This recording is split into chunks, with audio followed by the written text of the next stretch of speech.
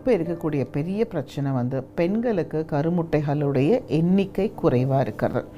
ஒரு சில பெண்களுக்கு பார்த்திங்கன்னா கருமுட்டைகளுடைய எண்ணிக்கை குறைவாக இருக்கும், ஆனால் ஒரு சிலருக்கு எண்ணிக்கை அதிகமாக இருக்கும். எண்ணிக்கை அதிகமாக இருக்கிறதுனால அவங்களுடைய கருமுட்டைகளுடைய தரம் உயர்வாக இருக்கும்னு நம்ம சொல்ல முடியாது. அதே மாதிரி கருமுட்டைகளுடைய எண்ணிக்கை குறையும் பொழுது தரம் குறைந்திருக்கும் அப்படின்றதையும் நம்ம சொல்ல முடியாது. ஸோ இப்போ எங்கள் கிட்டக்க பார்த்திங்கன்னா ஏஆர்சி கருத்தரிப்பு மையத்துக்கு வரக்கூடிய பெண்களில் ஒரு 100 பேரில் 30லேருந்து 35% கருமுட்டைகள் குறைவாக காணப்படுது.